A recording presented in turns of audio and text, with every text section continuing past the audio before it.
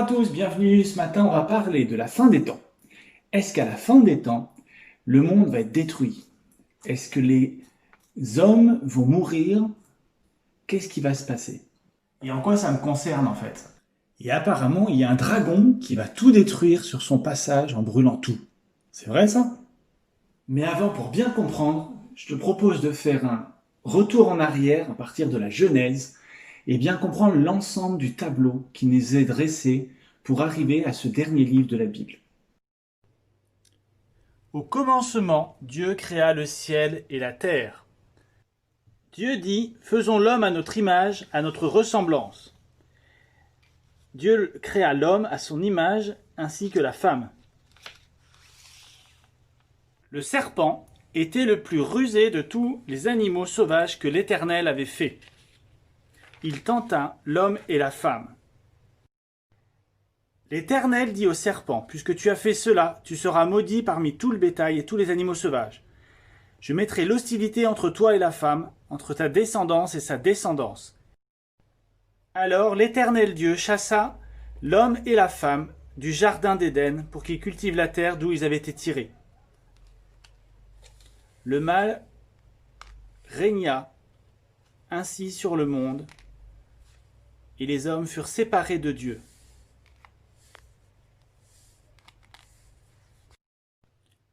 Dieu a tant aimé le monde qu'il a donné son Fils unique, afin que quiconque croit en lui ne périsse pas, mais ait la vie éternelle.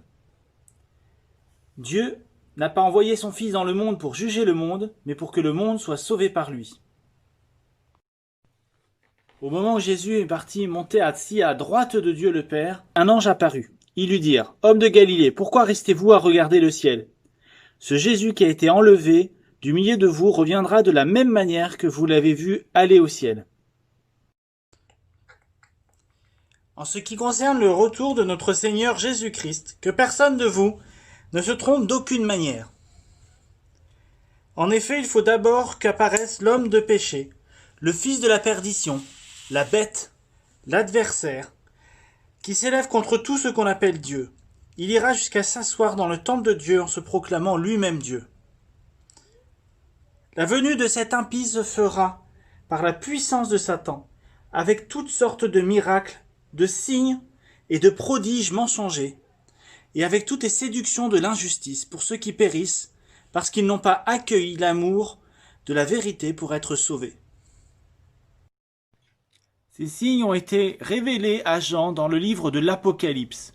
Ce livre est composé de 7 cycles, 7 éléments chacun. Le premier des cycles évoque les 7 églises qui représentent l'ensemble des églises, l'ensemble des chrétiens du monde, qui sont à l'époque de Jean, au 1er siècle après la naissance de Jésus-Christ. Les 6 autres cycles racontent ce qui va se passer d'ici la fin des temps sur 6 points de vue différents de la même histoire. Il y a les 7 sceaux, les 7 trompettes, les 7 visions, les 7 coupes, les 7 paroles de jugement, puis une nouvelle fois les 7 visions. Lors du retour de Jésus sur terre, le diable, Satan, sera jeté au feu, avec tous ses anges diaboliques, avec la mort. Jésus essuiera toute larme de leurs yeux. La mort ne sera plus, il n'y aura plus ni deuil, ni cri, ni douleur, car ce qui existait avant a disparu. Alors qui est ce dragon? Que nous dit la Bible? Le dragon dans cette histoire d'Apocalypse, c'est Satan, l'accusateur. C'est le serpent de la Genèse. C'est lui qui a tout fait pour empêcher la naissance de Jésus. On le voit dans l'Ancien Testament. C'est lui qui, aujourd'hui, nous tente et souhaite une seule chose, c'est qu'on ne puisse pas prendre la bonne décision. Cette décision qui est vitale pour nous. Et dans la fin des temps, on le voit dans le chapitre 12 de l'Apocalypse, dans la fin des temps, le dragon va gagner une bataille. Et du coup, ce dragon va se croire tellement fort qu'il va réunir toute son armée pour attaquer Jésus. Il n'y aura même pas de combat, il sera capturé et sera jeté au feu.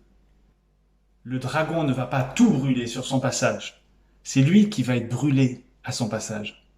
Donc on voit bien ce tableau complet qui nous permet de comprendre qu'à la fin des temps, Dieu va rétablir pleinement son royaume avec en plus pas un retour juste à la Genèse, mais le mort, le péché, le serpent, jeté au feu éternellement et qui ne reviendra plus. Mais pourquoi on a besoin du livre de l'Apocalypse? Et en fait, ça veut dire quoi, Apocalypse? Pour comprendre, place à l'expérience.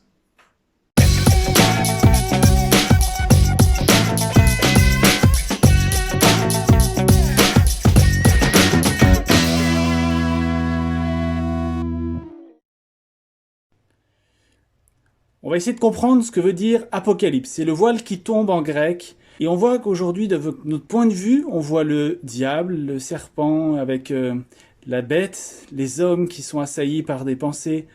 Mais on voit que ce point de vue peut complètement changer avec cette compréhension, cette révélation. Faisons tomber le voile. On voit que l'œuvre de Jésus à la croix est bien là.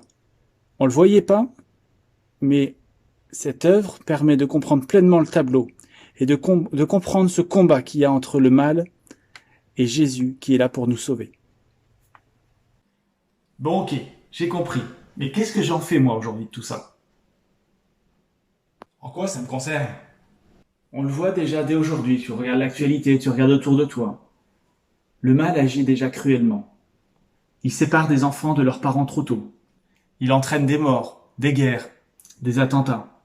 Alors certes, notre combat sera peut-être moins dramatique, mais le combat est réellement là. Le combat contre la haine, la méchanceté, la jalousie, l'orgueil, l'envie, le manque d'amour envers les autres. Voilà le combat que tu dois mener, que je dois mener aujourd'hui. Alors peut-être que tu dis aujourd'hui, j'ai le temps, en fait, je suis jeune. Mensonge. Peut-être que tu dis, je suis trop nul.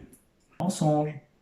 Peut-être que tu te dis, ok, si Dieu fait telle ou telle chose, alors je le suis. Mensonge. Peut-être que tu dis, tiens, j'ai vu ça, c'est pas possible que Dieu m'aime. Mensonge. Peut-être que tu te dis, c'est pas possible que Dieu existe, vu tout ce qui se passe sur la terre. Mensonge. Et peut-être que tu dis, vu qui je suis, Dieu peut pas m'aimer. Mensonge. Peut-être qu'une voix dans ta tête te dit « Je t'accuse d'avoir menti. Je t'accuse d'avoir eu des mauvaises pensées. Je t'accuse d'avoir eu des mauvaises attitudes qui n'honorent pas Dieu.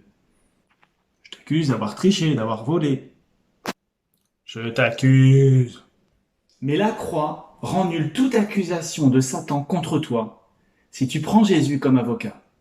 Pourquoi? Parce que devant le trône de Dieu le Père, il n'y aura plus d'accusateur, il aura été jeté au feu.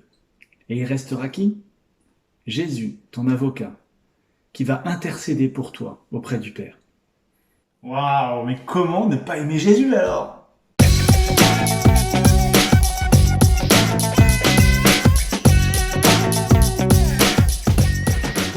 Pour aujourd'hui, un seul défi. Est-ce que tu es capable de te préparer à ce combat?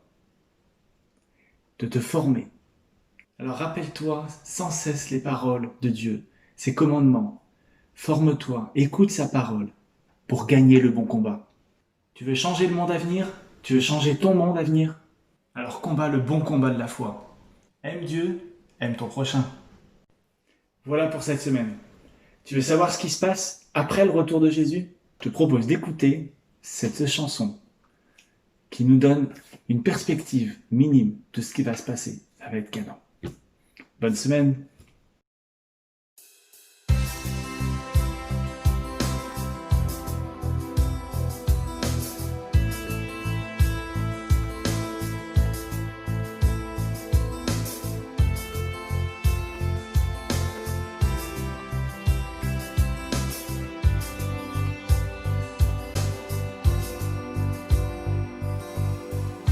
Il est un jour que toute la création attend.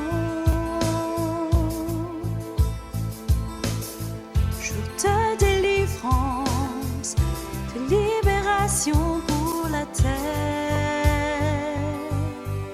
Et en ce jour, Jésus viendra pour son époux.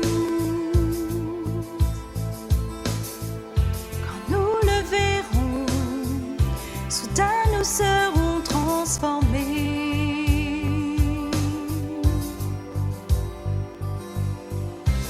trompette sonne, les morts reviennent à la vie.